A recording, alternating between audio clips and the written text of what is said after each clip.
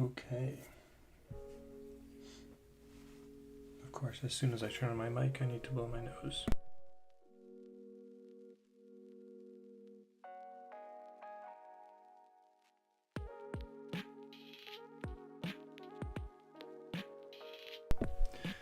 I'm trying out a Sunday afternoon stream just to see how that feels.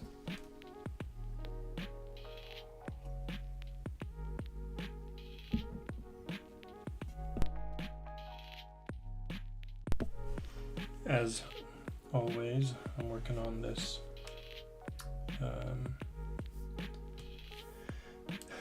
silly little animation. Before I dive into the actual animation, I'm gonna make one adjustment to my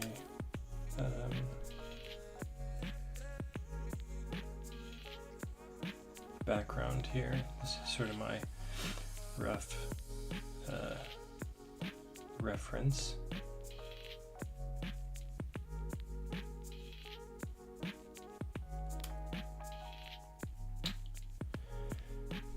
I need to check the notes that I left for myself the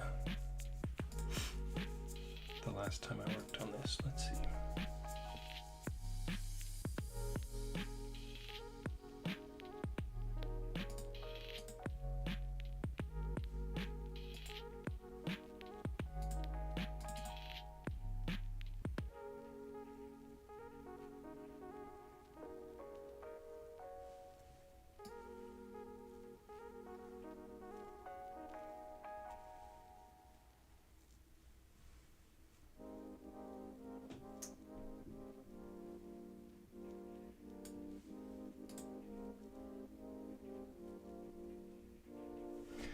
Okay, I wanted to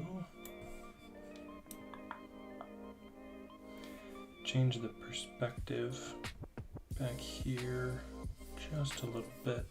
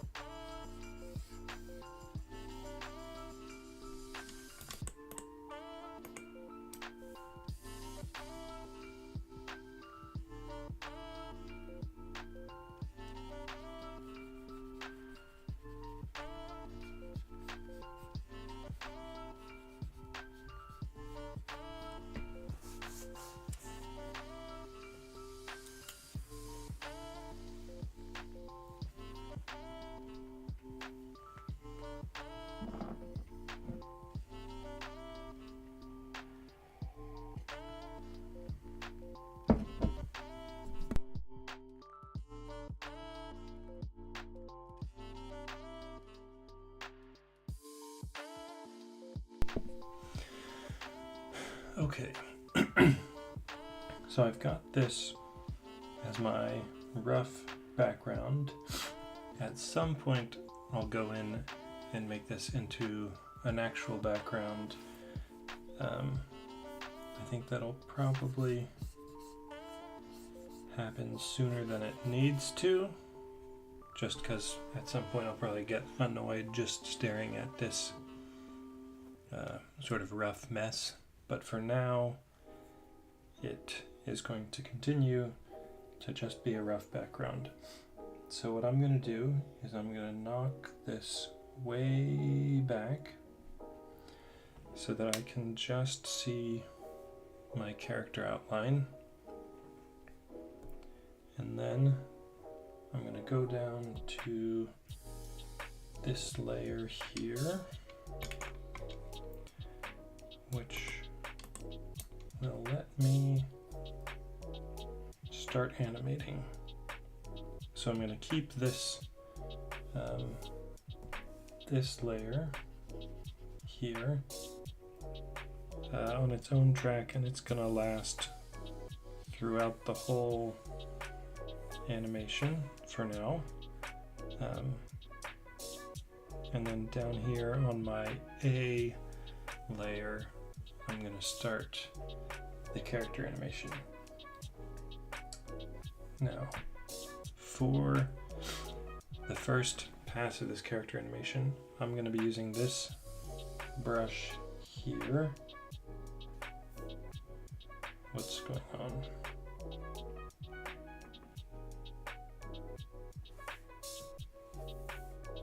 There we go. This brush here, which is pretty thick and straight, and there's no pressure sensitivity. So something like this brush, if you push harder, you get a different opacity, whereas something like this brush, if you push harder, you get a different line thickness. And usually when I'm drawing, I like working with something that lets me, you know, go thick to thin in my lines, because I like that little bit of control. But on this first pass, I am forcing myself to not do that, so that I can just focus not on the detail, but on the general construction.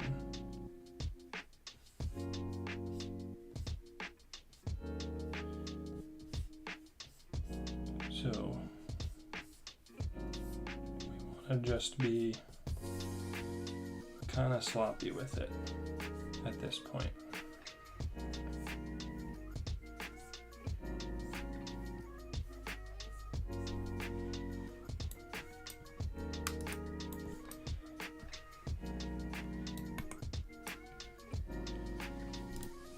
And let's see, I'm forgetting my keyboard shortcuts already. So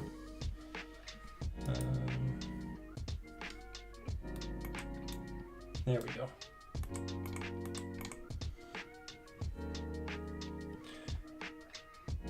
So I have this tour box here. It's plugged in. It's got all sorts of little buttons on it, and I have mapped a shortcut to add a new cell here along this frame, or along this this timeline here. And because of how I set up the first cell, with the first cell is a folder and then a layer within the folder. When I make a new cell, it is also a folder and then a layer within the folder. And they're both called layer 2 just because there was a layer 1 and it just copies the naming convention. So if I go and make a new cell on frame 3, it'll also be called layer 2. Oh, I am hiding that with my face. So there you can see that there. Everything is called layer 2 just because that's how I did it in the first layer. So let me actually just come here and make it layer 1 just so that I'm not confused later. And you can decide where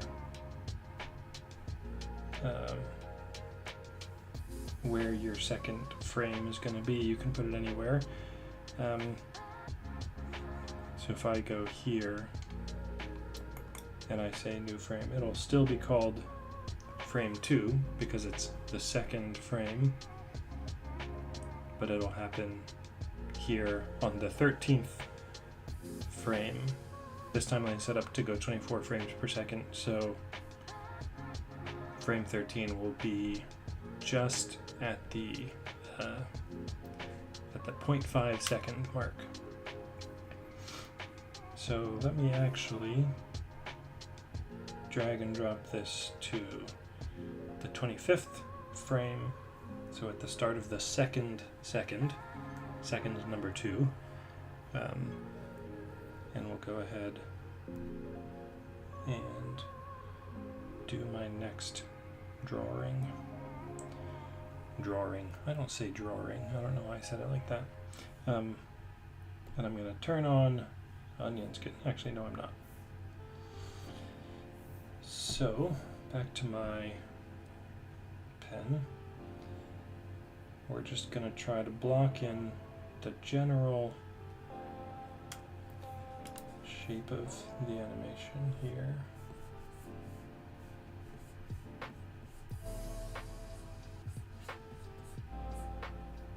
Again, just trying to be very loose with it. Maybe this leg comes up here, and then this other one stays down. Now, as I'm looking at this, I'm saying maybe this leg is the wrong size. This arm is probably out of proportion, and I'm trying to stop myself from thinking about that sort of thing at this point. That's why I'm using this brush that I'm kind of sloppy with, because I don't want to be thinking about details at this point. I want to be thinking about motion, right? So anyway, just trying to quiet the little voices. Let's go over here.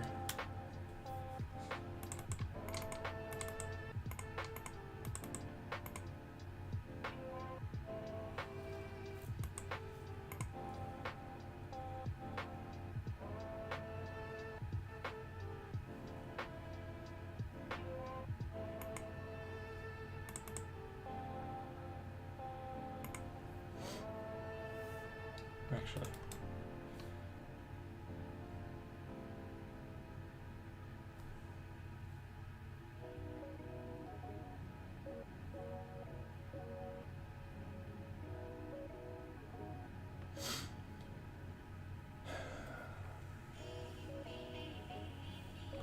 now right after I said I'm trying to quiet the little voices, here I am overthinking on frame 2.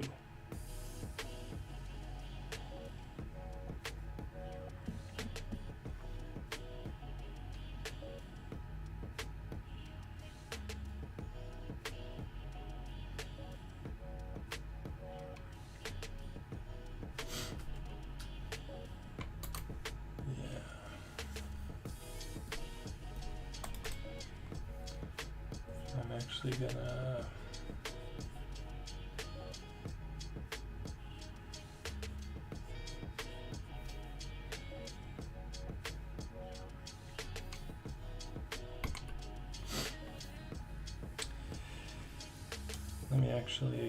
for this one, I am gonna turn the onion skin on. Usually at this point,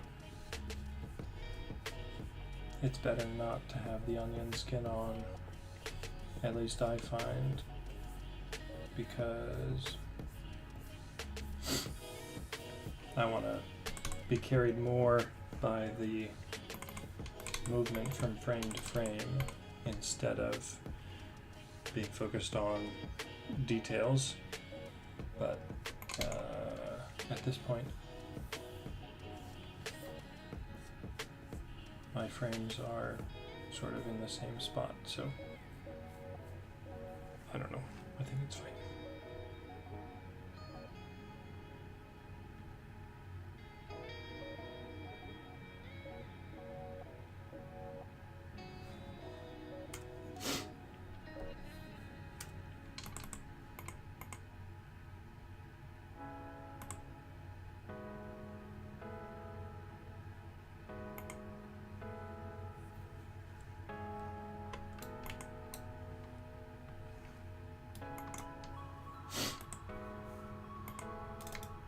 Okay.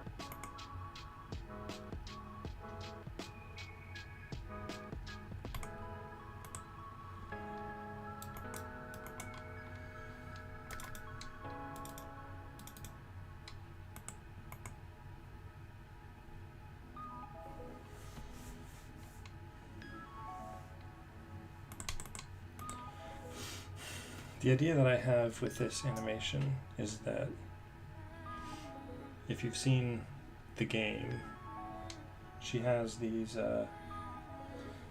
spells that she casts, usually at the cauldron, where like sigils appear in front of her. And I want to use that visual and have her like pull her daggers out of the spell, essentially. She's doing like a summoning spell of some kind.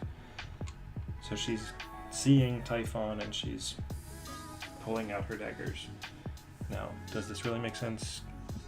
Shouldn't she already have her daggers? Sure, but this is the idea, and I think it'll look cool. So what I'm trying to do right now is figure out where I want her to go, because ultimately I want her to end sort of down here at the ready, but I think we need to go higher before we go back down there. So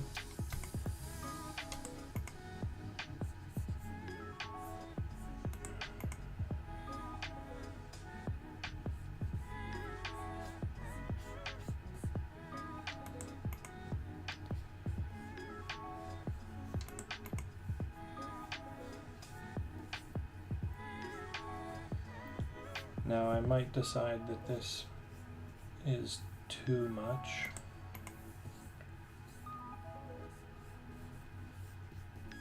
At which point I'll just rein it back in. But I'd rather go too far at first.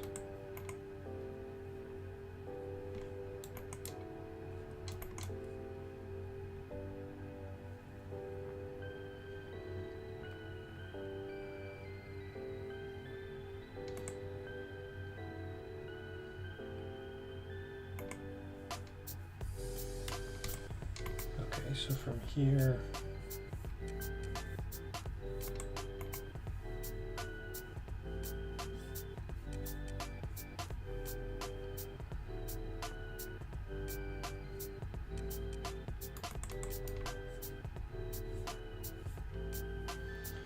she's got her little sickle and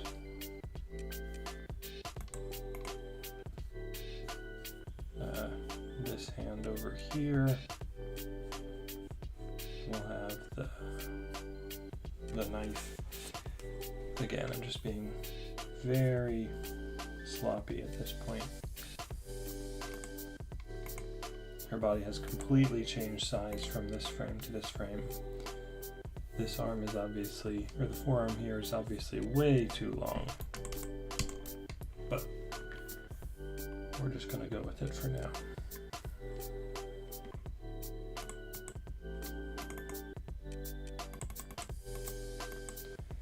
Come up.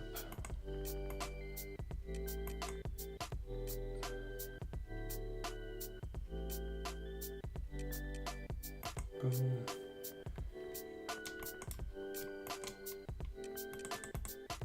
So we go up, middle, and then down. Up, middle, down.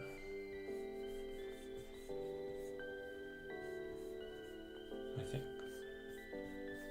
the final pose will be down here somewhere. Actually, I think we want to have the hand extended like this with the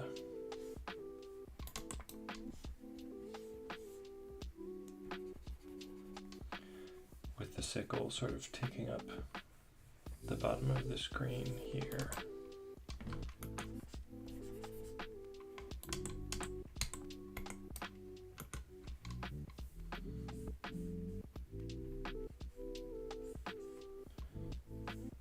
And then the other hand will be extending out of the frame.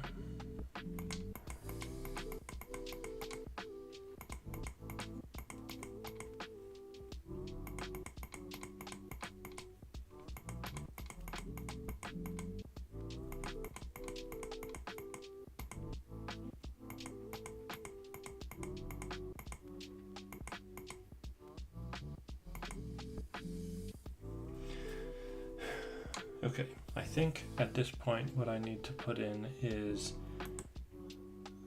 anticipation here. Anticipation in a few places. I think we need to, from this static pose, we need to go down before we go up.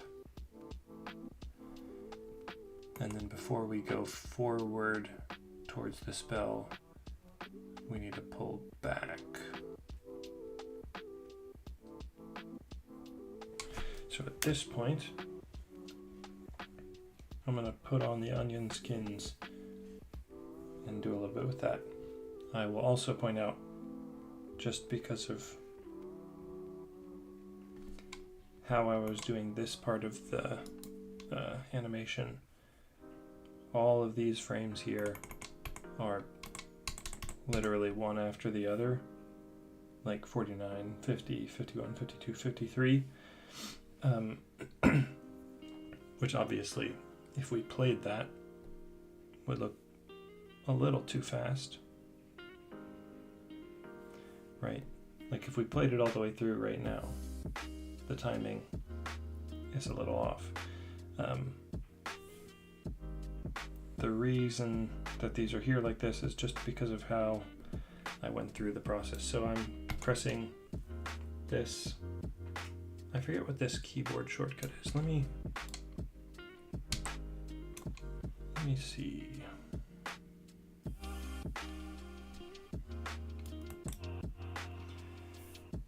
Let's see if I go into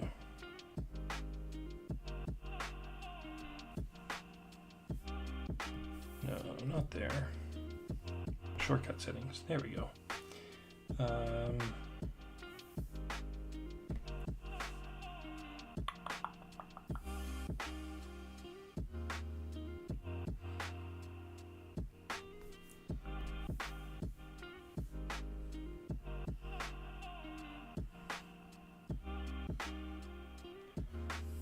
Trying to see if I can find what my shortcuts are set to.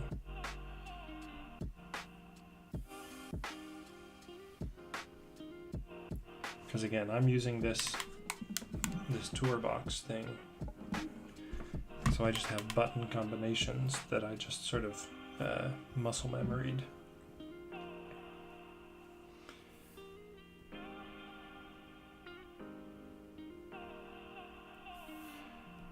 Okay, so it looks like, yeah, 1 and 2 hop to the next created cell. So pressing 2 will take me from cell 1 to cell 25 and then to cell 49, but then it'll go from 49 to 50, 51, 52, because there's another cell there. But if I take all these and move them, then it'll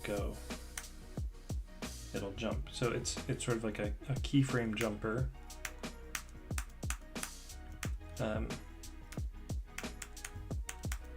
And then I have another shortcut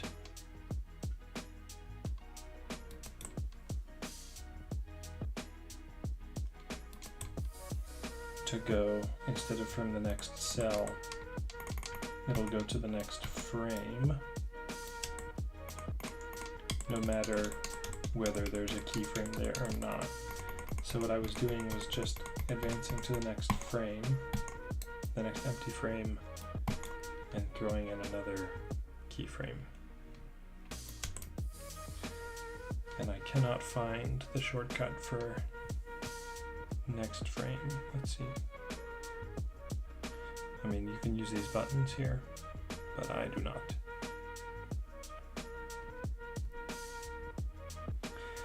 Anyway, what was I doing? That's right. I'm going to add a frame halfway between these.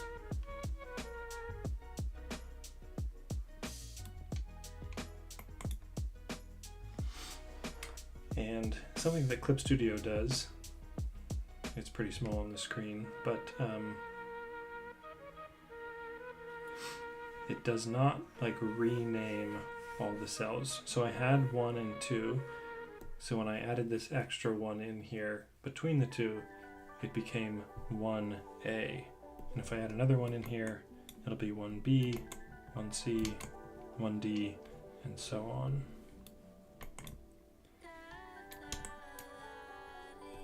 So I don't need all those. There is a way to rename everything. Let me see if I can remember.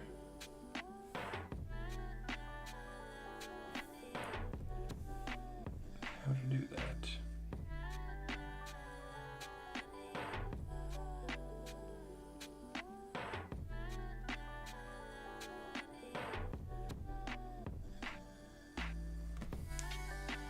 Maybe it's in here.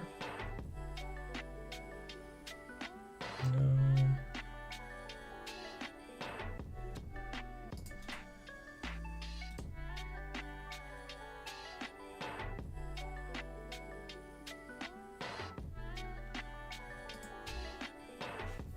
Oh. Didn't want to do that.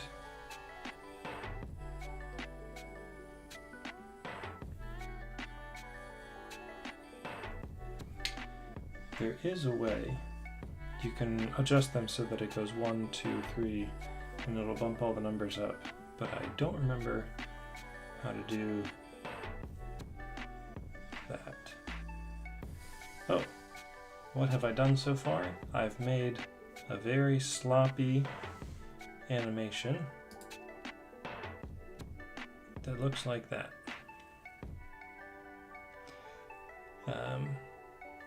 And what I'm doing now is going through and adding in some anticipation frames. Still going with the very sloppy brush, focusing on movement over detail. So let me turn on my onion skinning. What I want to do here, now a lot of the time when you're working on animation and you have your onion skinning turned on, you're doing in between animations, so sort of smoothing things out by, the head goes from here to here. So on this frame we put it like there, right? To go 1, 2, 3. But in this case, I actually want to go down from the blue. The blue is the first one and the green is the second one. I want to go down before we go up, just so that the distance traveled here is greater. And because people don't really move just from a static pose like this into straight up. Usually you have to bend down a little bit before you can go up. So let's think about how this will work.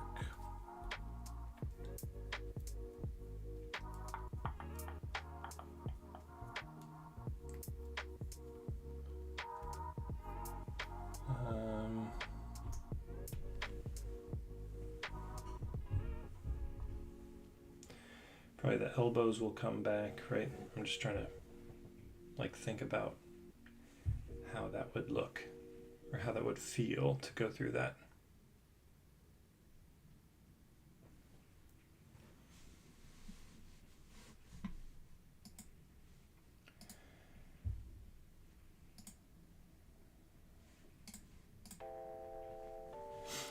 There's a technique like that where you use anticipatory movement to draw the audience's attention before a big action.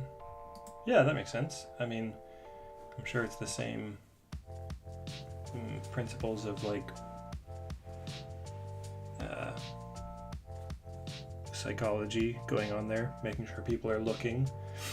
I think in animation there's two reasons to do it, because there's you need to get the viewer's attention, just like you're saying in directing, but you also need to make sure it looks realistic. I guess when you're on a stage, everyone believes that what they're looking at is a person, because it is actually a person. With 2D animation, since you're drawing, you have to convince people in every moment that they continue to be looking at a person, because if you mess up and have them do something that looks unnatural, then it sort of breaks the illusion. So if I have the character anticipate in a way that's unnatural but grabs the audience's attention, I will not be succeeding in what I'm doing. So I have to draw the attention with some movement, but it has to be the right movement. So if we're going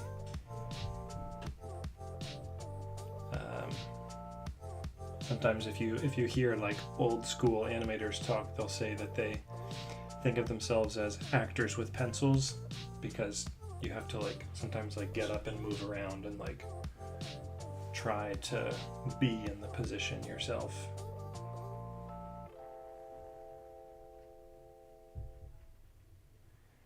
It's actually a technique from a movement that moved away from realism. Interesting. Huh.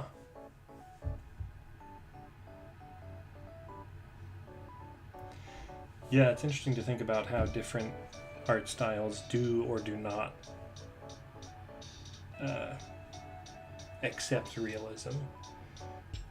I mean, you know, a lot of like old school Disney stuff is like a lot squashier than realism, but it's sort of like heightening the feeling of movement in order to convince the audience that it's moving realistically. And they actually, you know, like when you're doing your bouncing ball,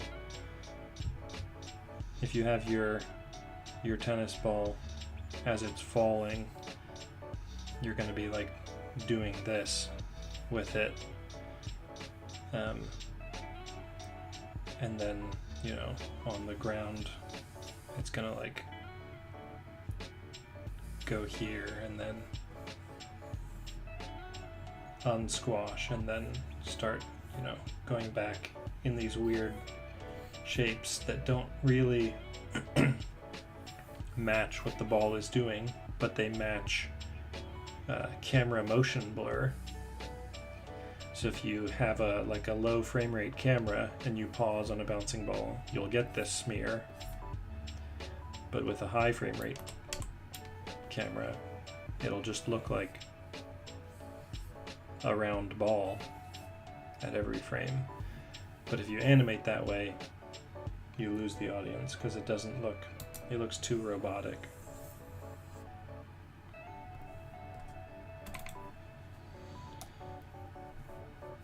Okay, I'm definitely overthinking this animation cell. Let's just bring the body forward. Bring the arms out a little bit.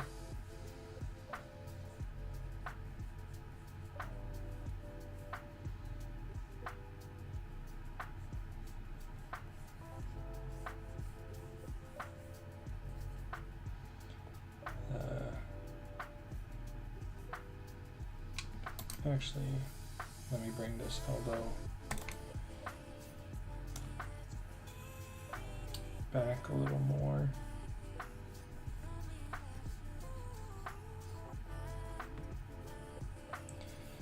This is so sloppy at this point that I can't even tell what I'm looking at. That's fine. We'll figure it out later. My watch is telling me that I need to stand up, that I've been sitting for too long, so I'm going to listen to it. I'm going to stand up. Alright, watch. I have stood.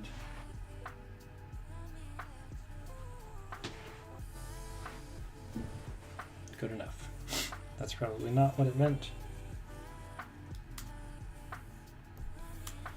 Let's turn off the onion skin.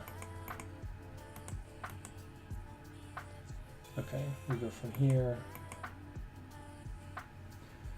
We'll definitely be adding more frames than this. But I think that's fine for now.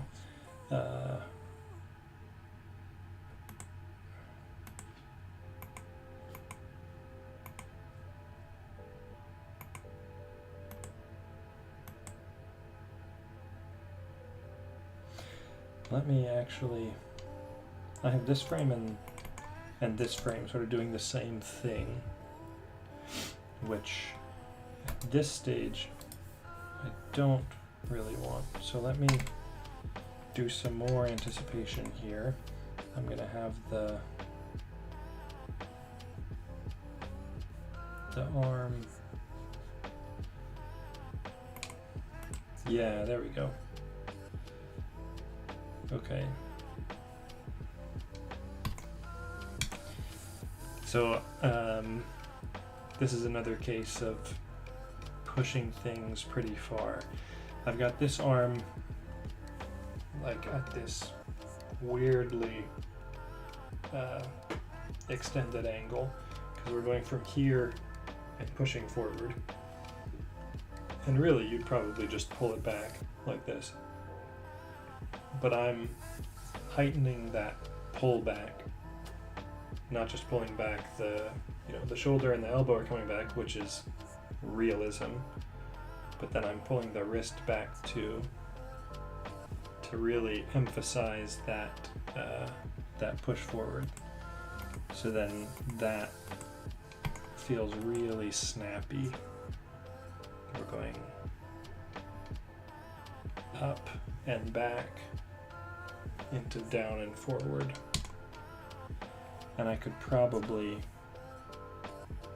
like bring this shoulder down a little bit just to sell that even more. Oh, well, thanks for stopping by. Good luck on your homework. Let's see. Do I like that? Yeah.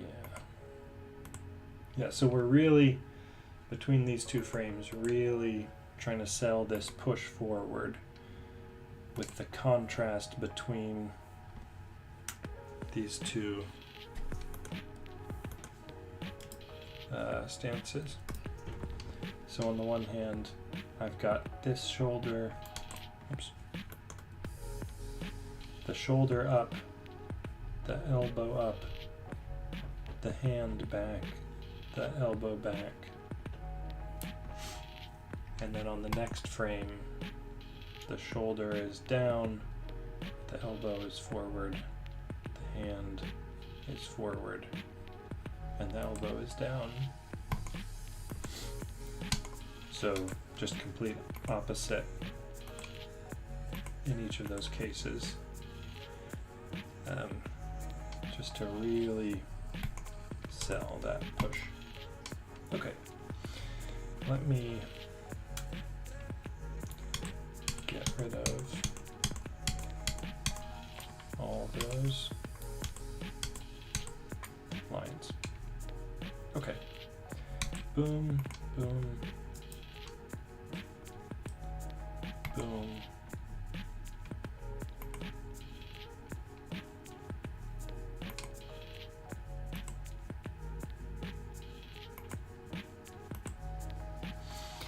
Okay, so now this, from this frame to this frame, feels pretty disjointed. Well, actually from here, these three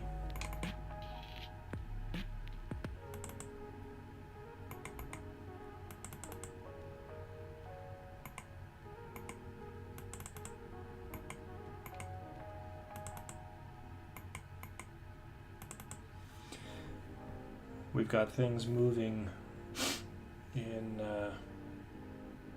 directions that don't really make sense. This goes back to the,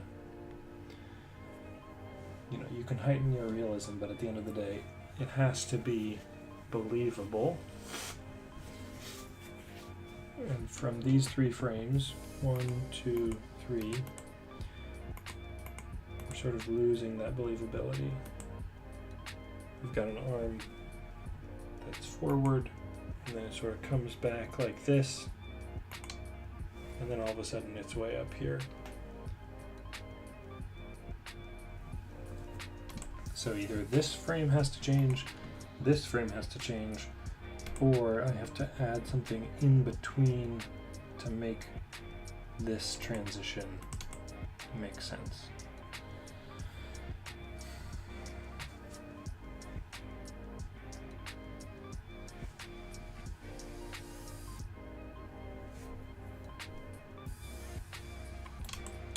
Oops.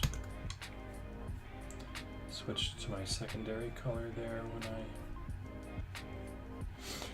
did not need to. Okay.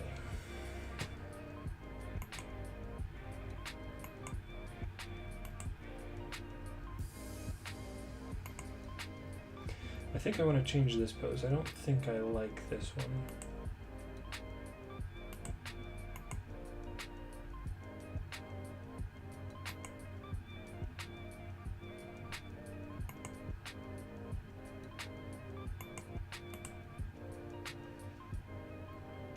I think I want to change this pose too. I have a clear idea for how I want this one to be different. So let me do that while I think about the other one. I think instead I want these two.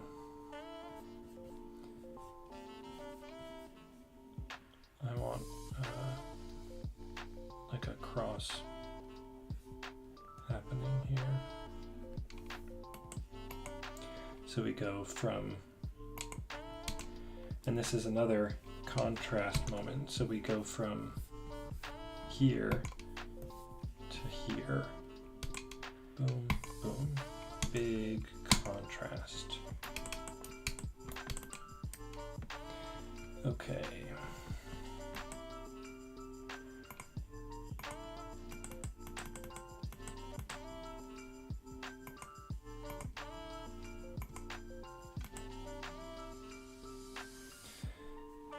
While I'm here, let me also this.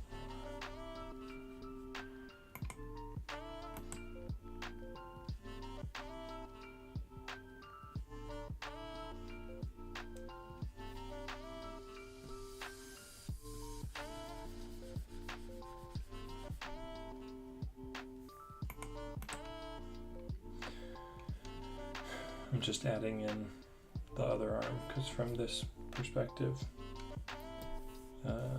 you would be able to see it.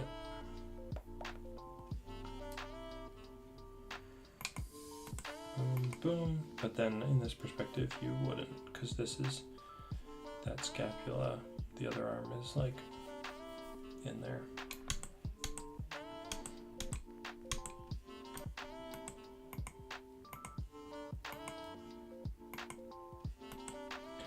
Okay, so I just need to rethink this pose.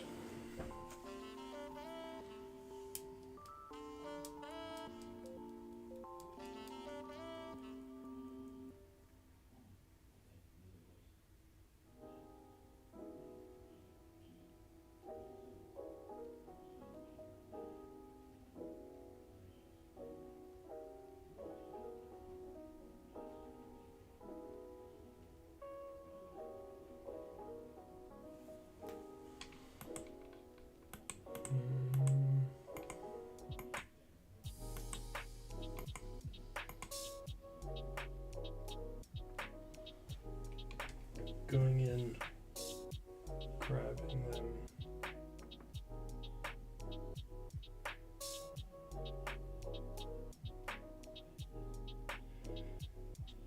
Maybe something like this.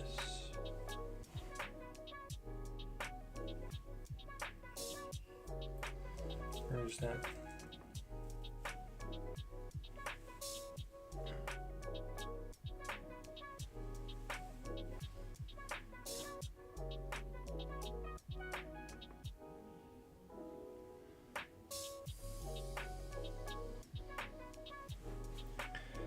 Okay.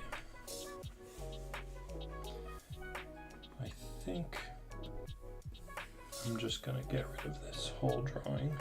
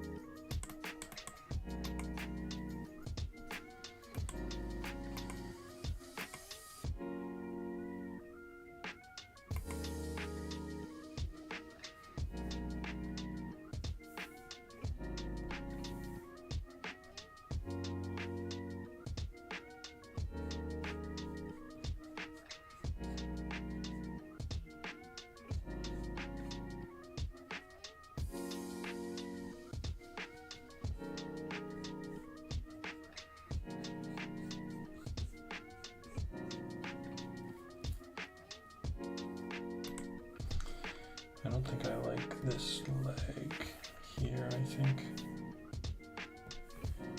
We might actually, I'm gonna start going back down.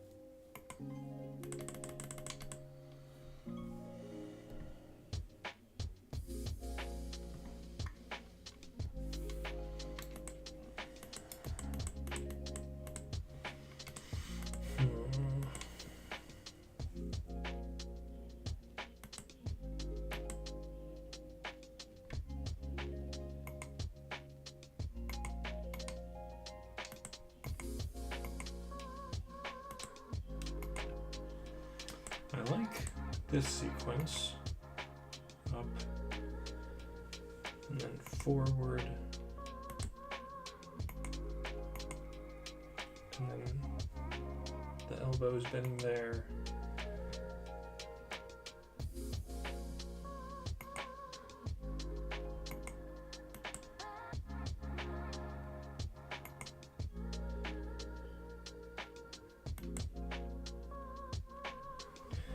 Maybe we just need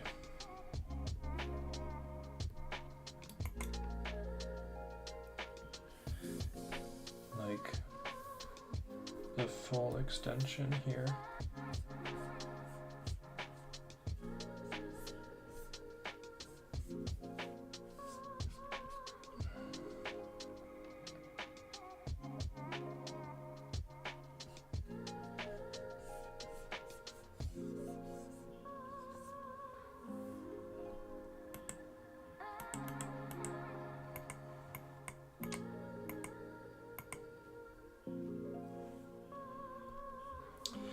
I don't think that's the answer. No.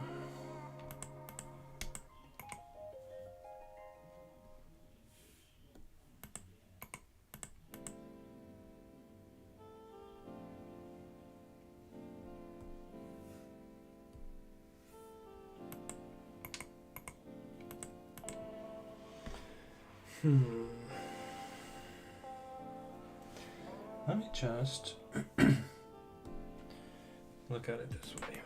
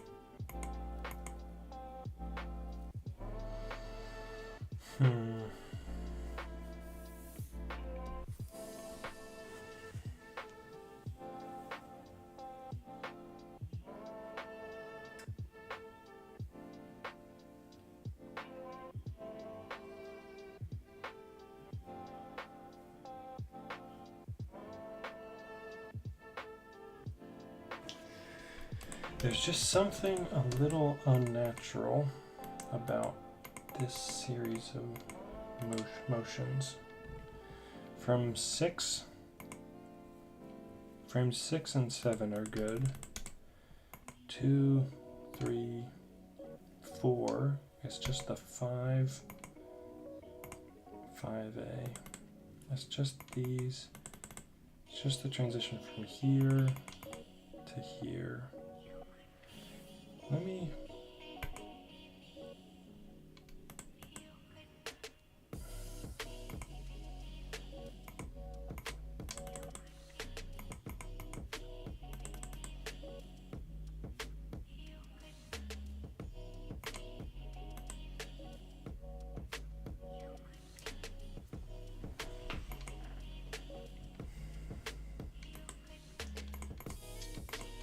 just playing it now with those frames hidden to try to like imagine a different possibility.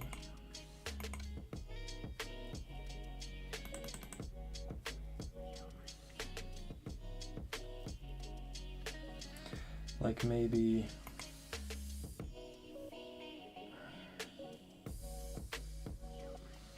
we get a twist towards the center of the screen after she summons the daggers.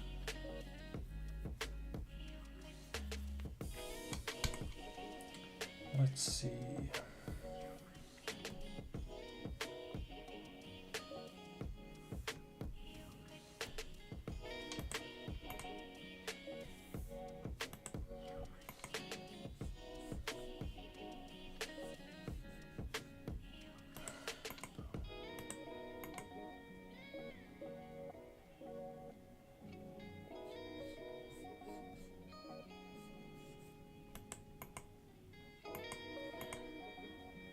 No.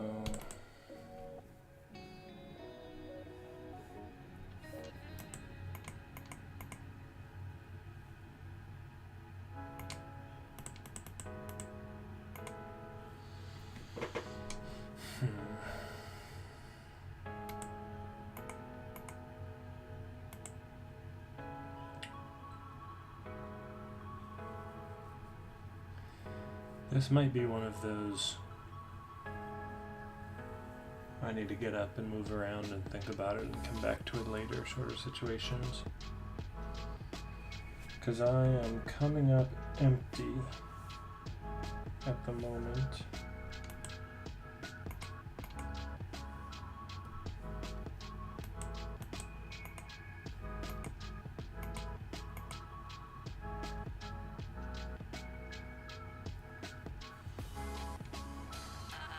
The next step is going to be turning these poses into poses that look like the character. But that's a polishing step, and we can't do polishing until we have the base done.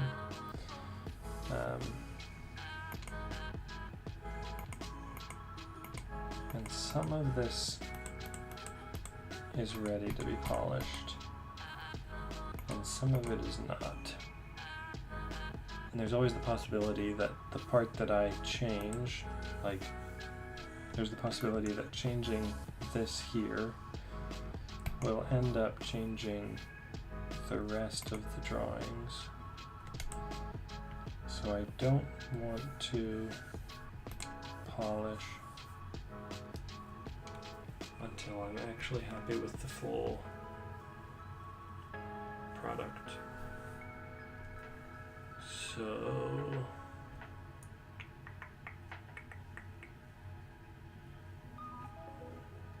I'm trying to think if there's anything else that I can do right now that's worth doing.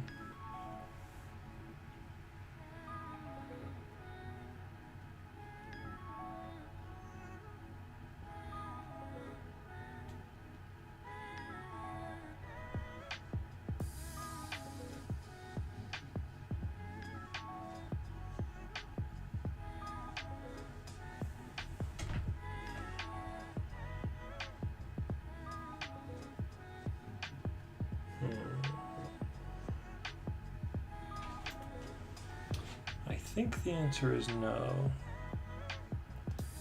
I think we're gonna say that is all I'm gonna get done today. And I think I'm okay with that. I have most of the skeleton built. I have a little bit more figuring out to do. And then after that, it's,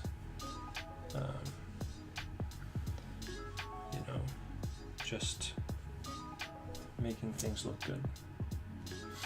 Making things look good, I think, is going to be the easy part. So, I'm going to end it there. Have a great rest of your night. Happy Sunday.